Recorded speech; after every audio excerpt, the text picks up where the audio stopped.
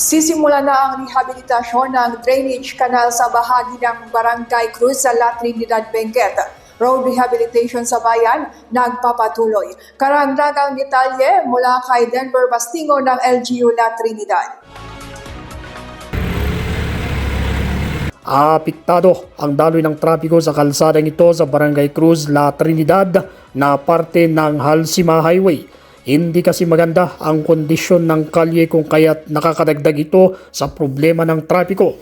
Dahil dito, muling nakipag-ugnayan ang pamahalaang lokal ng La Trinidad sa pamumuno ni Mayor Roderick Avingan kasama ang hepe ng La Trinidad Municipal Police Station na si Police Lieutenant Colonel Zacarias Dauzen kay Engineer Isagani Caime, District Engineer ng Department of Public Works and Highways, Benguet Engineering District 1, kamakailan sa kanilang pagpupulong na pagkasunduan na aayusin ang kanal ng kalsada para hindi na ito nakakaabala sa mga motorista.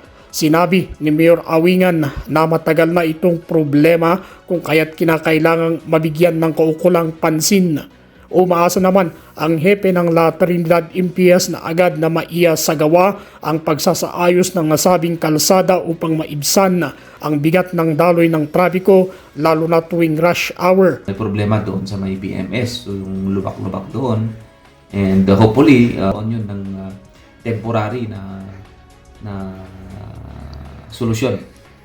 Yun nga yung buhayin yung kanal niya para yung tubig doon is may dadaanan yung tubig and lalagyan ng steel plate, then i-asphalto. Yun naman yung usapan kanina, and hopefully masusunod na araw sana is ma-implement yun para malaking tulong yun na maibsan natin or mabawasan natin yung or traffic congestion na nararanasan natin dito sa may cross area.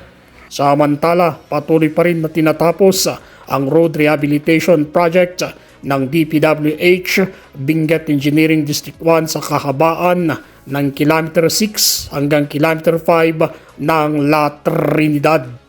Denver Bastingo, Limitless, La Trinidad.